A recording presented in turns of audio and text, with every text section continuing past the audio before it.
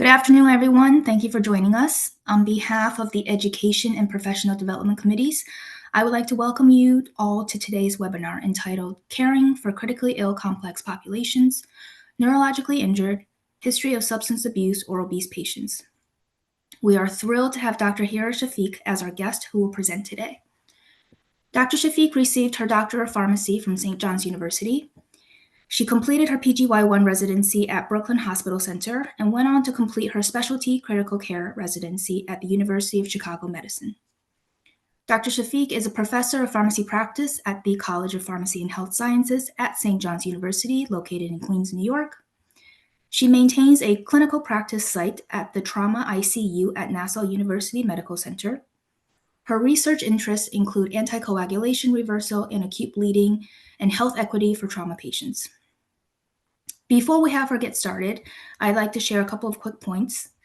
For those who have technological issues during the presentation, please use the chat option to communicate with the office. Every effort will be made to assist in resolution. For those who have questions that you would like to direct to our speaker during the presentation, please use the question box. And last but certainly not least, the CE code for this program will be provided at the end of the program, both verbally and written in the chat. So keep your eyes and ears open for that. Without any further ado, I'll pass it over to Dr. Shafeeq. All right, welcome. Can everyone hear me okay? All right. Yes, we're good. Okay, perfect. Thank you so much. So first I want to thank NYSCHP for the opportunity to speak with you this afternoon. It's an honor to always be with this special group of pharmacists and to present what I do almost every day, but what you might not see all the time. And I just want to say thank you for joining me this afternoon because I know it's lunchtime and there could be other things that you could be doing. So I really appreciate having your company here. So today I'll be talking about caring for the critically ill complex populations. These are populations that others may not see so commonly, but I definitely see them on a commonly basis. So these are neurologically injured patients, patients with a history of substance abuse, or obese patients.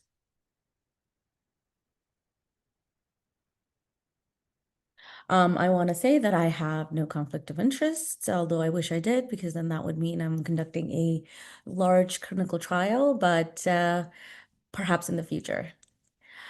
So the learning objectives for today for pharmacists are to describe some of the infrequently encountered critically ill patient populations, as I stated, identify the risk factors for complications for these critically ill patient populations, define some of the pharmacokinetic and pharmacodynamic alterations that can occur in these population, and then outline some of the interventions for critical care pharmacists for these patient population. Originally, when we had done this talk, it was really part of a critical care mini-series. But as I've updated this presentation, this could also be interventions for all pharmacists, including floor pharmacists that may be taking care of these patients after they get transferred out of the intensive care unit. And learning objectives for the technicians are similar, except for, number 4, which is like I want you to be able to specify some of the alternate therapies for these special patient population. So we're going to first start off with our neurologically injured patients in the intensive care unit. And what I wanted to know is, so this is really more for an inpatient side, but have you encountered any neuro patients in your ICU patient population? So anyone that might be generally broadly categorized as a neuro patient in the past 30 days? And it's the simple answer, yes or no. There's no wrong answer. I just want to know how many people we have here that have seen some of these patients.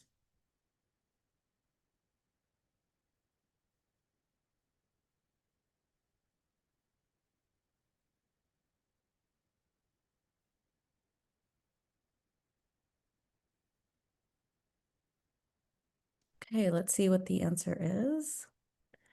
Okay, so about half of you. So thank you so much for answering. For those that haven't, this could be some things to be mindful of when you're seeing these patients that get discharged from the hospital in an outpatient setting as well. But I really appreciate that at least half of you have seen some of these patients that can be categorized as neuro patients. And that could be a broad category, right? That could be anyone that's post-hemorrhagic stroke, post-ischemic stroke, and all those other things. So let's go to the next slide. And I want to know for those who have, so again, this is only for the 52% or 32 people that have answered that they did see it, that if you did see it, approximately how many neuro patients do you typically need to verify medications for in a hospital setting? I guess this could be for everyone as well. If you are verifying a medication in the hospital setting, like how many neuro patients it might be, in an everyday basis. Is it like about 5 to 10 orders, or more than 10 orders?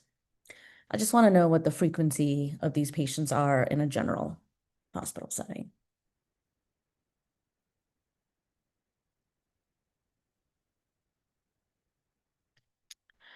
Okay, so it's very interesting to see that if you were to verify a medication order on a daily basis for these patients, it would be less than 5 per day. So again, going back to the original point of this presentation is that these are not commonly encountered patients. And there's very specific things that I wanted to sort of highlight for pharmacists that they can do and for pharmacy technicians to be aware of for these patients that are broadly categorized as neuro patients. Okay, so let's get into it. So what are neurologically injured patients that we typically see in the ICU? So these are patients that have had stroke, but being mindful that most of the time when we are talking about stroke in a general public, we're talking about ischemic stroke. Someone who had a stroke, they had to go to the hospital, and then they had to get a TPA, tissue plasminogen activator, usually it's alteplase or tenecteplase. But there is a very small number of patient population that it has hemorrhagic stroke, which is 13%, meaning that they are bleeding at presentation. They are not ischemic. It's not a clot that's preventing injury to the stroke. What I want all of us to be mindful of in the outpatient setting is that whenever it's a stroke, whether it's ischemic or hemorrhagic, it's always going to present the same way. So whether you're bleeding, whether you have a hypertensive bleed in the brain, or whether you have a clot that's preventing blood flow to the brain, it is going to cause the same one-sided facial droop, one-sided weakness, you're not able to smile, on all the symptoms are going to be the same. And that's why it's impervious for us to recommend for our patients on the outpatient setting. The number one thing you can do is go to the ICU and go to the hospital, go to the ER right away so they can get a scan and understand what's important for us to do. And again, when it comes to ischemic stroke, the most important thing is timing. So you want to make sure that your patients get to the hospital, especially for ischemic stroke, within the 3 to 4, within the 0 to 4.5 hour window, and all that education on the outpatient setting is incredibly important. So other things that are also known for neurologically injured patients, sometimes they can have vascular abnormalities and that can lead to a hemorrhagic stroke.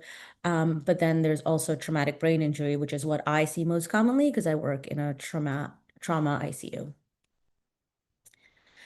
So overall, ischemic stroke management, the number one thing is TPA. So you're either going to, when patients present to the hospital, the number one thing that they do, for all of the patients that are having stroke, we typically call a stroke code. Not every hospital has a stroke code, but I feel like most hospitals at this point would have a stroke code. It is a designated hospital that can take stroke patients because the timing of the TPA is so important. It's kind of like management of an MI, door to needle time and all those other things that they need to be mindful of.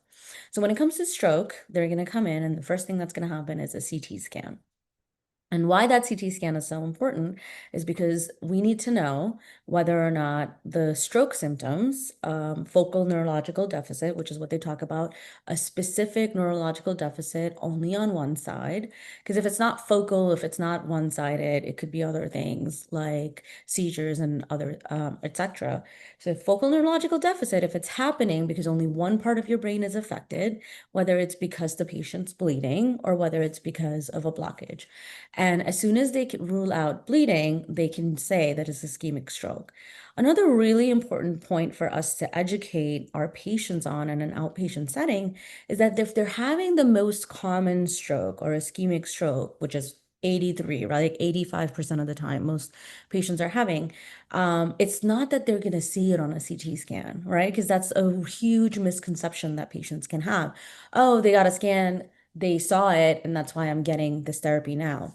No, the main thing that's happening is that we get a scan to rule out hemorrhagic stroke or bleeding. And as long as they're not bleeding, we can assume based on the clinical exam, and again, they do NIH stroke scale and all the other things to see the severity of stroke and what's going on. So stroke really, especially ischemic stroke, is a clinical diagnosis, and based on that, they decide whether or not they're going to get the alteplase or tenecteplase therapy. And then the new thing that's happening is also a mechanical thrombectomy. They take a catheter in a very specific part of the brain, and they can actually just take the clot out. The newest thing that's also happening is both. So now what? Now what do we talk about? And how do we manage these patients? And what can we think about as the pharmacy side of things? So we need to think about post-ischemic stroke management. So what happens after someone had this ischemic stroke, and what do we need to worry about as pharmacists? Number one complication of anyone getting a TPA is still bleeding, because your ischemic stroke can have a hemorrhagic conversion. What that means is that that area that's damaged, now your body, our bodies are really smart. Our brains are really smart. They know what to do. So now there's dead tissue in that part of the brain, so it's going to increase circulation in that part. And based on that, you can actually have a hemorrhagic conversion of the ischemic stroke. Now, if you give someone tissue plasminogen activator, now that's an added bleeding risk. So we take that risk, we do the risk versus benefit analysis, and for most of the patients, giving TPA within the time, that's why the time frame is really important, without the contraindications that they have, it is associated with lower disability after the stroke, but we need to always monitor for the bleeding complications. So a lot of these patients are going to have a neurological exam that's happening every 15 minutes until 2 hours post-procedure or infusion. And the procedure that I'm talking about is the mechanical thrombectomy, and then it gets changed to every 30 minutes for 6 hours, for like the next 6 hours, and then daily, right? So we know, like, even as pharmacists, we need to know that they're being examined. And then the neurological exam can be something as simple as, can you follow my finger? Can you show me 2 fingers following commands, and something simpler. It also can include NIH stroke scales. So it's important for all the pharmacists to also understand what's part of the NIH stroke scale, just to understand what could be happening for these patients. One of the biggest things that we can do when it comes to medical side of managing these post-ischemic stroke patients is making sure that their blood pressure is managed well. Higher blood pressure post-ischemic stroke is associated with higher incidence of bleeding. So the recommendation is that you really should be maintaining the blood pressure less than or equal to 180 over 105. Now that number seems like a lot, right? Like, it seems like a liberal number. But what I want you to understand is that our body, again, knows what to do. And one of the healing processes for the brain is that it knows that there's a complication going on in the brain. So maybe it needs more blood. And the way to get more blood to the brain is increasing your blood pressure. So that's actually part of the physiological response to neurological injury. So it's a normal thing that happens, but it is also important for us to understand that if it's because we have now given the TPA, we need to keep this blood pressure less than 180 over 105. And that's why it's not as strict as like 140 systolic or 90 diastolic. That's not what we're looking for. We're looking for a little liberal numbers, because your body is naturally going to increase your blood pressure in order for it to be able to heal from the stroke that it had. But the upper limit is 180, because after that, it's associated with increased risk of bleeding. So that could be up to 24 hours after the procedure. And then after that, people can manage. So how do we manage it? We manage it a lot of times with the intravenous therapy, which could be like nicardipine or clovetapine continuous infusion. Here, there's multiple things to talk about when it comes to patient care. I think a lot of times, though, we go by what's part of hospital formulary. Nicardipine can be made compounded and made generic, but it's associated with high volume. But clovetapine is high cost and is associated with lower volumes. In our volume restricted patients, it might be helpful. But I currently don't have it on formulary at my hospital, but both of those are options. One is not better than the other. It's just a clinician preference. Other medications that we have are that I've listed here are labetalol and hydralazine. So labetalol is the alpha 1 and beta 2 blocker. So again, it's going to help you with your blood pressure and your heart rate. But if someone's bradycardic, of course, labetalol is not a good option for them. And labetalol, it can be given as an IV infusion, but I rarely use it as an IV infusion. Generally, I use it as a IV push dosing. And hydralazine is also another one that's IV push that's most commonly used. But one of the biggest pharmacist interventions could be that you resume the patient's home antihypertensives, granted there are no contraindications, right? The best thing to do is to get a good home medication reconciliation, have a good system in place for a good medication reconciliation. For me, a lot of times I can't talk to the patient. A lot of times it's the family members that give me the information. So if someone's on a specific home antihypertensive regimen, the best way to manage their blood pressure is to get them back on it. But also knowing the contraindications, right? Knowing the contraindications in a sense that, if they're on a ACE inhibitor at home or ARB at home and they're currently having acute kidney injury, we're going to make sure that doesn't get resumed. So knowing the common contraindications. If they're on a beta blocker at home, really, it's very rare that we don't give them the beta blocker, and because you can have rebound tachycardia with the discontinuation of beta blocker, but we have a very conservative lower limit. It's about 60 beats per minute. And so as long as the patient's above that, we tend to continue the home beta blockers. Okay. The next big thing with these neurological injured patients is seizure prophylaxis. And I think where we are with seizure prophylaxis is sort of, if I can use the example of where we were with PPIs, which is like we were giving it so ubiquitously, thinking that they're not going to be harmful, but all medications can have side effects, if not early, then later, right? As we've also seen with PPIs. So who needs a seizure prophylaxis? First thing is we're talking about for prophylaxis, they haven't had a seizure. That means we're trying to prevent a seizure and they're at risk for seizure. So you can have early versus late onset. And really right now, we only have evidence for early seizure prophylaxis, and that is within 7 days of injury. It's important to note that seizures can occur with both hemorrhagic and ischemic stroke. However, use of seizure prophylactic medications and that's with anything, whether it's levetiracetam or it's phenytoin, it's not associated with any benefit. So at this time, both guidelines actually recommending not using it. So where do we use seizure prophylaxis? Right now, guidelines and evidence-based recommendation, we only have seizure prophylaxis recommendation for patients with moderate to severe traumatic brain injury. And typically that's uh, GCS of less than 8. GCS is Glasgow Coma Scale, and we're going to talk about what that is. And again, not like mild concussion. That's not what we're talking about. We're talking about someone who really can be defined as moderate to severe traumatic brain injury. And really, it's recommended only for 7 days. So one of the biggest things that pharmacists can do is discontinuation of seizure prophylaxis at day 7, because at this time we currently have no evidence for prolonged seizure prophylaxis. I still struggle with that in my service, and I'm here talking about it. So I can only imagine how many of us see prolonged continuation of these seizure prophylaxis.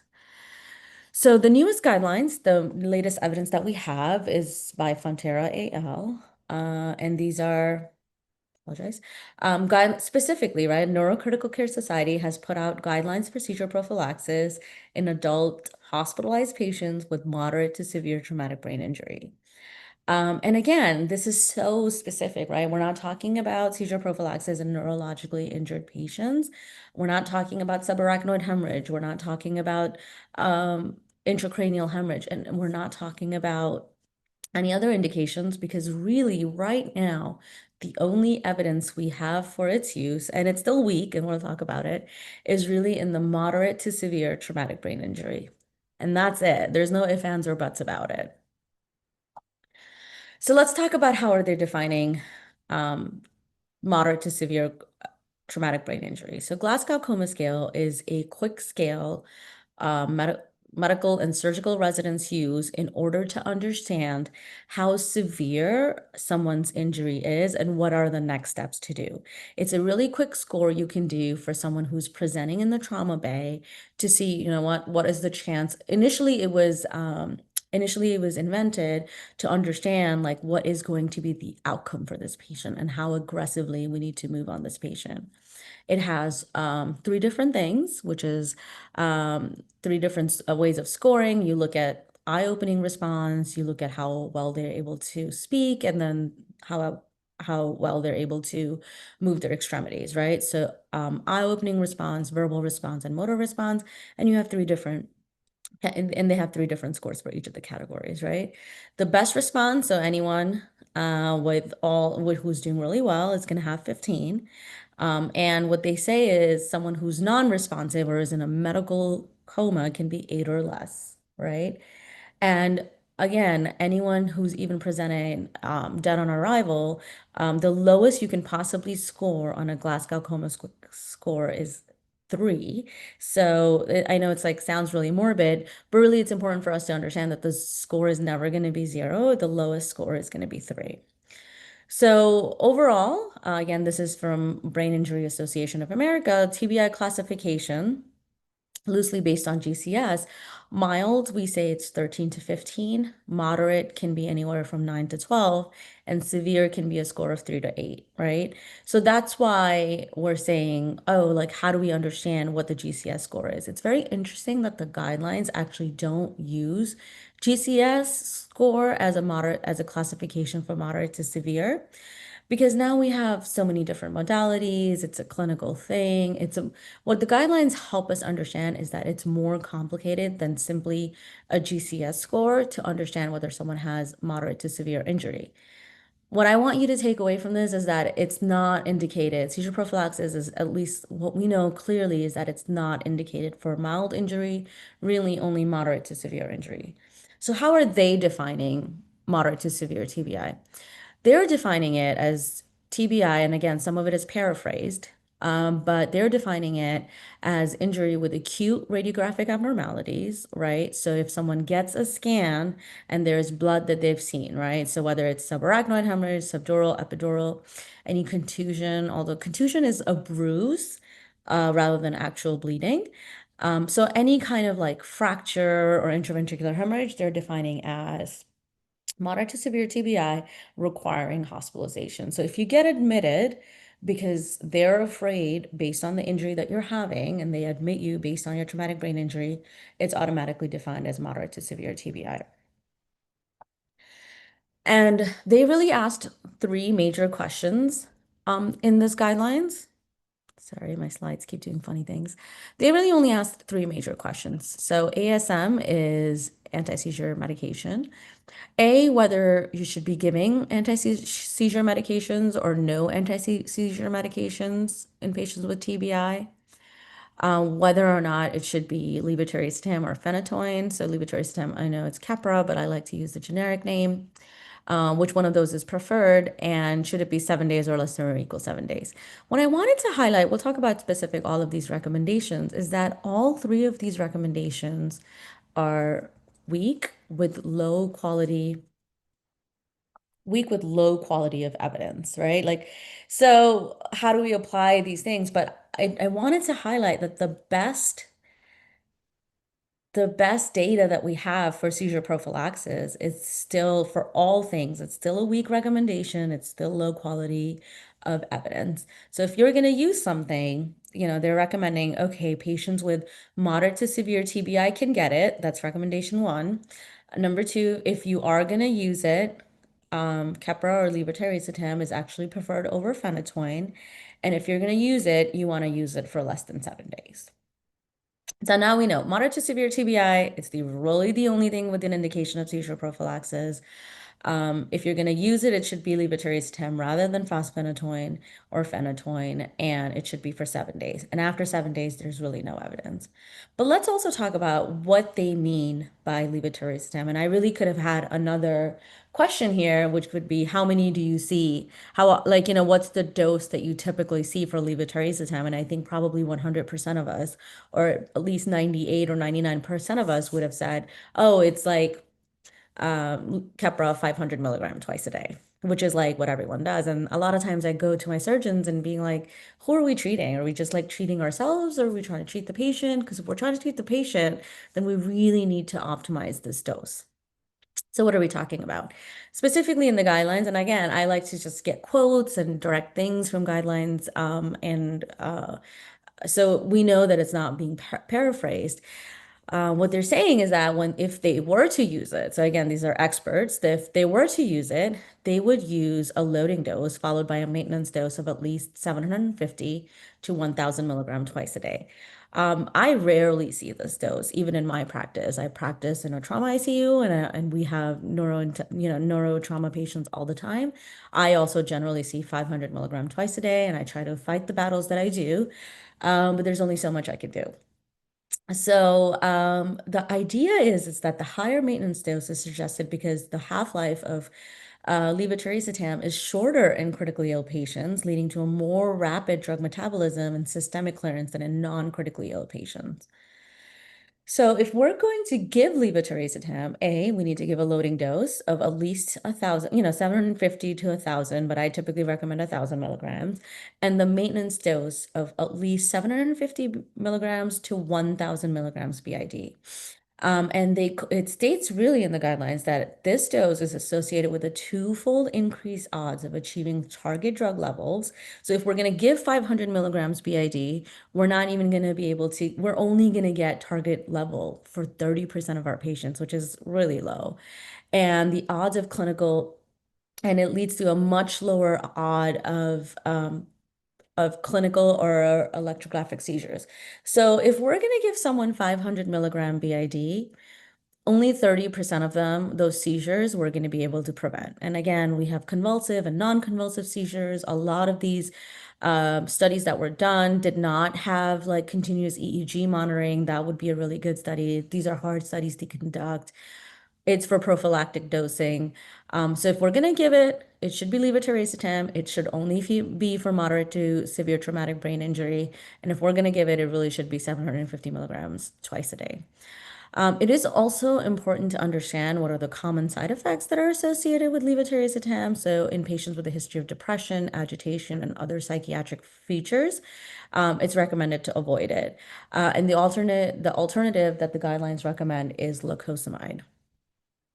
I wanted to highlight that a lot of these agitation, my neurointensivist used to say, levetiracetam can be really frontal, meaning that it can make you really agitated, and we would have a really hard time taking these patients off of sedation. The minute we would take off sedation, they would, it'd be really hard for us to keep them on a mechanical ventilator. We especially really see it in our young men. And young men are who we see with the traumatic brain injury, right? With the car accidents and things like that. So in those patients, it's, if you're rounding, I want you to be mindful of the side effect that's most commonly associated with levetiracetam. It's certainly not a benign drug. And if someone is experiencing that, the alternative is lacosamide. Let's talk about other stuff. So what if someone who's had a neurological injury then ends up having a seizure? And a lot of times it does happen. So like, let's say they'll come into the trauma bay, they had a seizure, we haven't started prophylaxis, or they're on prophylaxis already and they end up having a seizure. There's very limited evidence when it comes to those patients and how to manage those patients. A lot of times, what we'll do, we'll consult neurology. And so the most common thing that I've seen is like, oh, instead of them having levetiracetam 500 BID, they'll be like, let's make it 1000 BID, and then we'll just like follow up. It's important to understand that nobody really knows what to do with these patients. The evidence is really limited, and it is based on um, anecdotal practice and what they do. So it's important to understand whether someone had one episode versus multiple episodes, right? And most experts recommend that it is going to be one anti-epileptic medication. How long to continue it? Sometimes, one of the ways to do it, if they've had one episode of seizure while they were on the seizure prophylaxis, they recommend, kind of having the anti-epileptic medication the entire time they're at the hospital. So then they can sort of either discontinue at discharge or they'll follow up in the clinic. And this especially happens when people have had more than one episode. They'll follow up, in the clinic, and in the clinic they can follow up with an EEG and neurologist and someone who can manage epilepsy and see if they need it. So a lot of times, though, most of these patients, they'll get an EEG on the outpatient setting in the 1 to 3 month period after discharge. And if there's nothing, then they'll stop these anti-seizure medications. It's important for us to know that patients with mild to moderate traumatic brain injury can also have significant, neurodivergent issues that are related to their recovery, and having them on a anti-seizure medication can significantly um, reduce the progress rate of their recovery, right? So these medications are not benign, and it's very important for us to I try to equip my patients when they're being discharged as something to follow up with, to constantly keep questioning, right? Like you can also always encourage your patients to be mindful of what medications that they're on. Oftentimes, if they've had late onset seizures, so after the 7 days or after they've been discharged, they're gonna end up on lifelong anti-epileptics. But again, we're talking about general practice. It's important to understand that common drugs, there's plenty of evidence, old and new, that, having patients on anti-epileptic medications after their injury or some sort of stroke or some sort of traumatic brain injury is associated with reduced recovery after stroke. So again, we have something as old as 1995 and something more recently that was published in the last couple of years.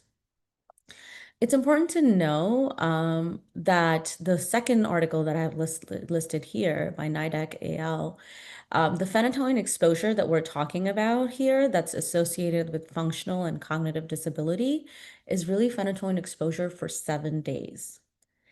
And what we know now is that even if you're exposed to phenytoin only for 7 days for seizure prophylaxis, and this was seen for most patients with subarachnoid hemorrhage, it was associated with worse functional and cognitive disability. So again, not a benign medication. So if we're going to use something, let's use levetiracetam or lacosamide, because even 7 days of phenytoin was associated with worse outcomes. The next thing I wanted to talk about is hypertonic saline. It's also another one of those medications that's used commonly. And hypertonic saline can come in a broad category, right? We have normal saline, which is 0.9%. Hypertonic saline is used as bolus or a continuous infusion. You can also give it as IV piggyback. It has so many concentrations. I have listed the most common concentrations that I see, but we have 1.5%, we have 2%, we have 5%, we have 7%. But the most commonly seen, we have the 2% and the 3%. And then we have the 30 milliliters bolus, which is one vial, in the most concentrated form, which is the 23.4%.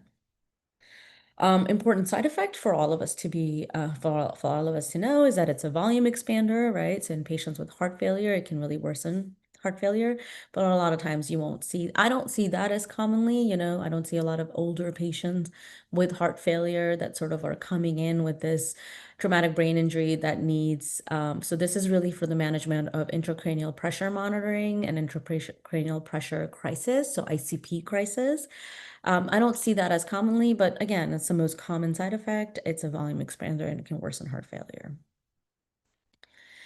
So for pharmacists, right, like the most important things, a lot of times it's like, oh, understanding the peripheral versus central line administration. So peripheral are just your regular IVs that you're given, right? Like it can be in your arm, it can be anywhere. But when you're talking about central line administration, it's a more invasive line and it ends up in the inferior vena cava, so right above the heart. And we know that for peripheral line, as pharmacists, we're taught that the limit of the osmolarity should be less than 900 milliosmoles, because after that, there's a high risk of extravasation and complications that are associated with it. So, when we're talking about hypertonic saline, I want us to know that a lot of times what hospitals do is they'll keep one sort of form real. So it's either going to be 1.5% or 2%. I usually don't see both. But know that up to 2%, the milliosmoles is about 684. So up to 2% we can use peripherally, and after that, we really recommend a central line administration. And how do we use it? Honestly, it's kind of a guess, right? Like it's like 1 to 2 or 5 milliliters per kilogram, and you start. The best thing that you do, so they'll start 5 milliliters per kilogram. It's rare for them to start at 5 milliliters per kilogram. It'll be 1 to 2 mLs. And again, you want to make sure it's not like 68 milliliters per, hour. Usually it's like 60 to 100 or 120 milliliters an hour. But the biggest thing it would be to obtain a basic metabolic panel every 6 to 8 hours. As pharmacists, it's important for us to clarify what is our goal, what is the concentration what is the goal for sodium? Is it 145 to 155? A lot of times they'll give you that goal. And to follow that every 6 hours. If the patient's getting there too soon, we slow it down. If the patient's not there yet, we increase the rate. And really, that's how it's managed. And the last thing is mannitol. It's frequently used for neurological emergencies. The dose is 0.5 to 1 gram per kilogram. The pearls is that it can be given, it requires an inline filter. It can be given via peripheral access. And the duration of effect is 90 minutes to 6 hours. It's important to monitor osmolar gap and not just the serum concentration of osmolarity. And a lot of times we were using 320 as the plasma osmolarity to not give it, but really what is important for us is to monitor the osmolar gap.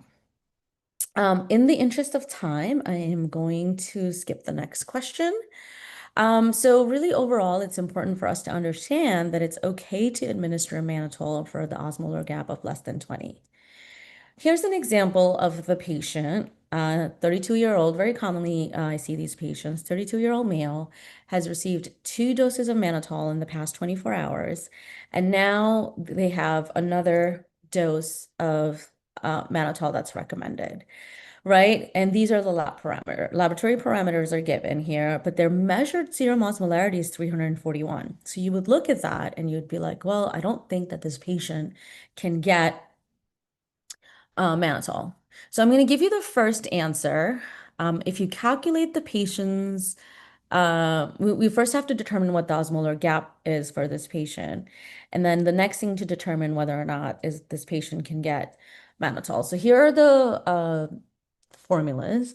I will give you the calculated osmolarity, and then I guess we can look at the osmolar gap and whether or not this patient can still get it. So the calculated osmolarity for this patient based on the formula that I've given is 329. So can someone tell me what the osmolarity gap is for this patient? What is the osmolar gap for this patient? And we can use the chat function to see what answer we're getting.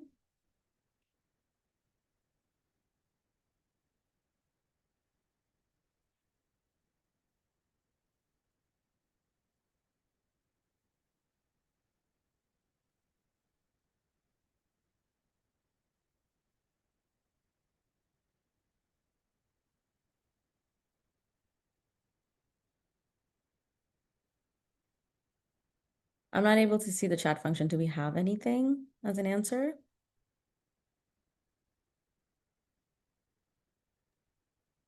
I don't see anything yet. Okay. In the interest of time, I'm going to move forward. Oh, wait, let's see. Q&A. Oh, Oh, I see one from Nicole. yeah, 12. Okay. Thank you, Nicole. So Nicole's actually a former student of mine. I'm so happy to see her, and I'm so happy as a proud teacher for her to answer that. Yes. So the osmolarity gap is 12. So even though this patient has a high osmolarity, 341, since the osmolarity gap is 12, we can still give it for this patient. So it's important for us to know those things. All right, moving forward to the obesity in the ICU. So obesity overall is generally defined as a BMI of greater than 30. And at this point in America, we have that for about 40% of the patients, 40% of the population, not the patients. And severe obesity is defined as greater than 40 to 30 kilogram per meter square. And we have that for about 10% of the population in America. So what can happen? What are the consequences of incorrect dosing? So this is what we're talking about if we're using total body weight and the dose is administered to the patient. We're using all of it, but the drug doesn't really go into, has a low volume of distribution, right? So this drug has a low volume of distribution. You didn't need to use total body weight. We need to use something like ideal body weight for this patient. So it can lead to supratherapeutic concentrations, and it can lead to adverse drug effects. And then the other thing is that what if you dose something inappropriately as ideal body weight when the drug has a large volume of distribution, and then you have subtherapeutic effect, and then there's an increased risk of treatment failure. So it can go wrong both ways, so we really have to be mindful. What's important for us to know as pharmacists is all of, all of the equations, right? So we have ideal body weight, which we tend to be really good at because we need that for the calculation of creatinine clearance as well. But what's important for us to understand is that ideal body weight was an equation that was developed more than 60 years ago, and it doesn't account for different um, body types. It doesn't really account well for fat deposits in the patient. And really, the equation that does a better job at calculating lean body weight is the lean body weight equation. But we do not use it for dosing medications. It's important for us to know what are the different ways to calculate lean and ideal body, like what are the different things that we can use to appropriately calculate lean body weight, but why we don't use it, because a lot of the drug dosing is not based on that. And what I'm going to talk about in the next 5 to 10 minutes is how to apply your clinical judgment to it. We also have adjusted body weight that has a correction factor, and a lot of times we use the correction factor of 0.4 to address um, the correction factor for fat or patients that are obese. So the way I want to use lean body weight is sort of like how we use creatinine clearance versus eGFR. eGFR has its eGFR meaning estimated glomerulus filtration rate. So that is a formula that has its purpose in defining where we are in, when it comes to kidney injury, right? Like, are we on stage 1, stage 2, stage 3 of like chronic kidney disease? But we don't use that formula to calculate our drug dosing. We use creatinine clearance. And that's the same thing with ideal body weight, right? Like ideal body weight is sort of like creatinine clearance. It's a formula that has its limitations, but it's the formula that we use for drug dosing. And mainly we're going to be using ideal body weight or adjusted body weight. So what was recommended? So I found this article, again, it's a review article, but probably one of the most helpful articles when it comes to dosing in patients with critical care and obesity. It's important for us to know that designing dosing regimens in critically ill obese patients, it requires a detailed understanding of pharmacokinetic and pharmacodynamic profile of the medication, and whether or not it's going to have an impact on obesity along with critical illness, right? So in patients that have sepsis or that are coming in with sepsis, we give them like 5 to 6 liters of volume. It's going to be different. So again, If it's like in the intravascular compartment, it's going to have a huge impact on pharmacokinetics. But if it's not, probably not, right? So you have to look at drug dosing parameters, volume of distribution, and whether or not it has an impact based on obesity and based on critical illness. So it gets a little complicated. So they outlined a few clinical pearls, which I really appreciated and I wanted to highlight for you guys. So A, be consistent with weight measures, right? So when are you, whatever scale you're using, use it each time. Don't, if it's a weight-based medication, don't change the dose weight mid-therapy. So patients in the ICU will gain and lose weight based on volume. Keep the weight the same for the time being because that's the weight that they present it with, and understand whether or not based on the volume changes, you need to apply it. It really needs to be patient specific. Monitor the patient, not just the numbers, right? Adjust dose based on clinical response and not only pharmacokinetic therapy estimates. If you have to expect variability, we can make the best guess. There's still going to be variability for the patient. It is also important to know what drives the dose, right? I say this about vancomycin all the time. So the dose that you're going to give the patient, right, milligram per kilogram is based on volume of distribution. That's never really going to change. Volume of distribution doesn't change. But the maintenance dose or can depend on clearance, right? So dosing frequency might change for the maintenance dose. So the loading dose and the maintenance dose, different things affected. Always analyze risk versus benefit, right? Higher doses, increased toxicity. So which are the narrow therapeutic index drugs, and always using the tools wisely. I do struggle with this recommendation because that just, I think, kind of shows my age because I like to calculate things on my own. But they are recommending using validated tools and calculators so there's less dosing errors. It's also important to use the right weight metric, right? So if you have a hydrophilic drug that is going to stay really just in the vascular system, you want to use ideal body weight or adjusted body weight. But if you have a lipophilic drug, you might want to use the total body weight because lipophilic drugs have a larger volume of distribution. If you're unsure, you can start with adjusted body weight and then you can monitor. So what are the selected medications that they had a recommendation for? So number one was vasopressors. We know that vasopressors are weight-based, but really we don't have any evidence for vasopressors to be weight-based or non-weight-based. What's recommended is to use the same approach for all patients in the entirety of your hospital. So either you're dosing it in micrograms per minute, or micrograms per kilogram per minute for all of your patients. We really have no evidence to suggest that weight-based dosing of vasopressors is any better than non-weight-based dosing. When we're talking about corticosteroids, it's important to remember, right, for certain indications is milligram per kilogram, but it's very important for us to use ideal body weight for corticosteroid dosing. No changes are recommended for stress ulcer prophylaxis, for VTE prophylaxis, for patients above a BMI of 50, right? So not even just like severely obese, even higher category of greater than 50, you might want to consider weight-based dosing.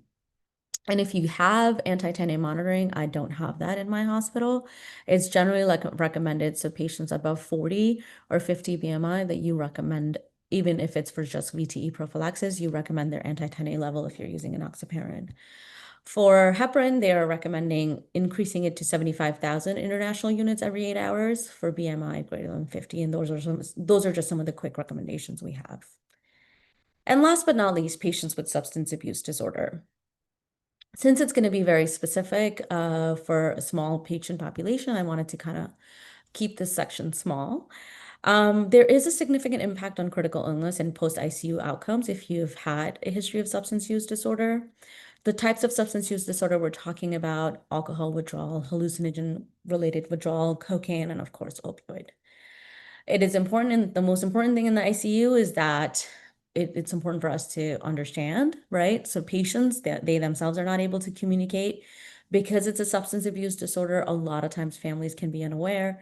So really it's important to get a urine toxicology panel and consider a detailed history of signs and symptoms of withdrawal.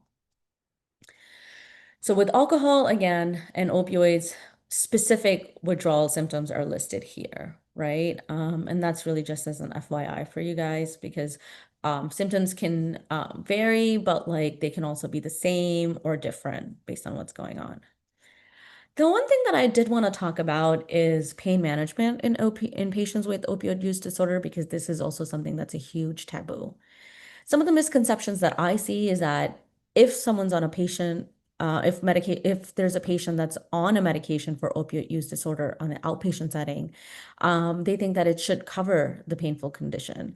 And it's not true, right? Because your acute pain is definitely always more. And a lot of times there's also this apprehension for treating these patients with opioids because they have this history already. You don't want to make it worse, right? It can be deadly for them if they go on an outpatient setting with with the same addiction. So pain medications may result in relapse. That's a huge misconception. Adding opioids are likely to result in central nervous respiratory depression, and all complaints are drug-seeking behavior. A lot of times, what I recommend, if you're really concerned with this drug-seeking behavior, they're never going to get that high feeling when, you're giving someone oral therapy, right? So for me, a big sign is if someone's specifically asking for IV along with Benadryl, that's when I'm just like less likely to believe them because they want that combination and that high feeling. And I manage these patients a lot of times with oral dosing. And again, they have to be speaking for that, but that's sort of my way of taking care of like the concern of drug-seeking behavior. If patients have buprenorphine maintenance therapy, the thing is to, again, discontinue it while you're in the acute setting, and then you can transition patients to methadone. You can also change to short-acting buprenorphine with additional opioids for pain. And you can keep maintenance therapy and add a short-acting opioids. Those are just some of the ways to manage it.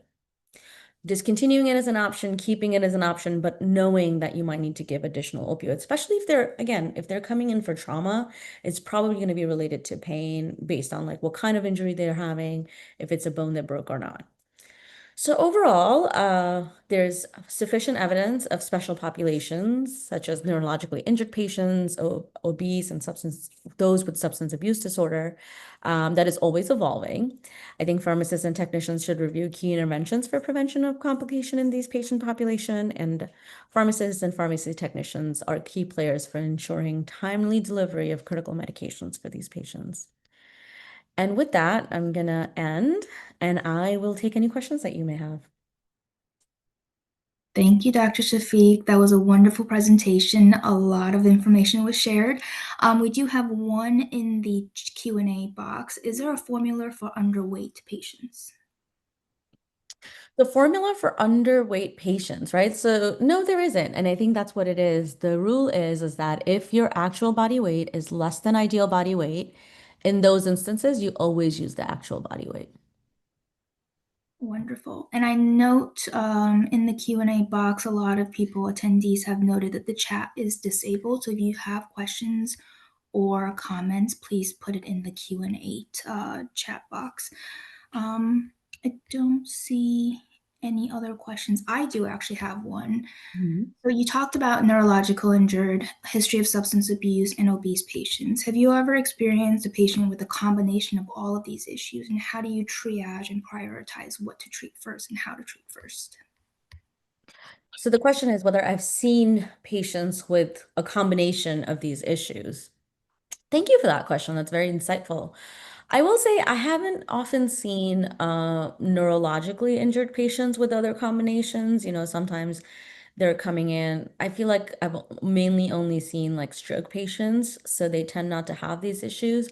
But I have seen patients because obesity is just so common these days. I mean, again, 40% of Americans are now identified as being obese. I have seen patients with opioid use disorder and obesity, right? So in those patients, I mean, I would say that the interventions are not exclusive. So you don't necessarily have to prioritize, right? So in those patients, if they have obesity and substance use disorder, I need to be mindful that I need to treat their pain, right? And I also need to be mindful of the opioid that I'm giving, and based on their weight, whether it's going to be a higher dose that I'm going to be utilizing, right? So again, I would say that a lot of these interventions that I've recommended, they tend not to be contradictory to each other. Because if you're going to give something to the patient, right, like, or even going to the neurologically injured, right, like you want to make sure that their Keppra dose is optimized if they're obese, right? So I feel like a lot of these interventions sort of complement each other rather than contradict each other.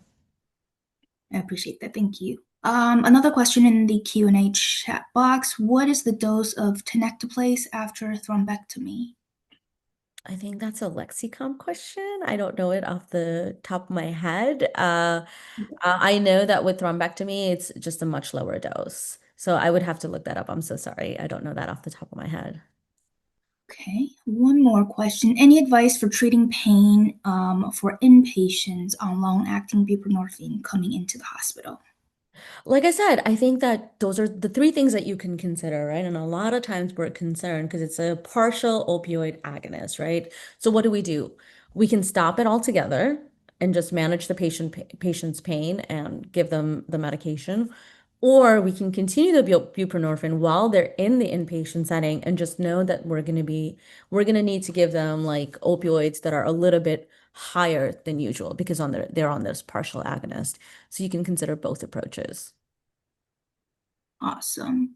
Going back to that question about tenecteplase, that's for intra-arterial dose. So I'm assuming it's the same answer from you. Yeah. Okay. And then one more. Where do you start therapy if they are past the TPA window?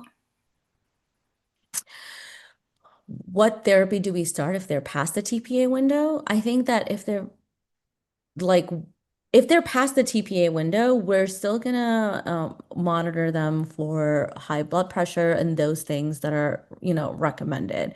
If they're past the window, then they're past the window. So we just need to manage them post-stroke in a sense that if there is a specific intervention that they need to do surgically that needs to happen, that can happen. But otherwise, it's really just management of like, starting aspirin 24 hours after the stroke, making sure, they're still going to get their neurological exam, and monitoring their blood pressure is really the only thing that we do, optimizing their drug therapy. So this includes, we didn't talk about chronic use a lot. We were really talking about acute, but like optimizing their lipid therapy, starting them on atorvastatin 80 milligrams. So all those things, you would continue to do for those patients if they don't get their TPA. All right.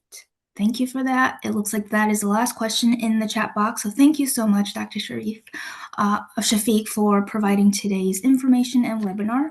The content was very robust, and I see a lot of thank yous in the Q&A box as well. So it seems like the attendees appreciate it as well.